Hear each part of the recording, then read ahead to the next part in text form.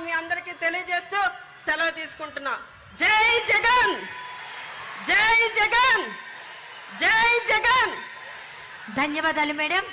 మనమంతా ఎప్పుడెప్పుడా అని ఎదురు చూస్తున్నటువంటి ఆ క్షణం ఆసన్నమైంది. ధరిత్రి చూడని చరిత్ర ఎరుగని ప్రజా సంక్షేమానికి శ్రీకారం చుట్టి నవరత్నాలతో నవ్యాంధ్రకు మాలగా అందించిన మన ముఖ్యమంత్రి వర్యుల వైఎస్ జగన్మోహన్ రెడ్డి గారి సందేశం.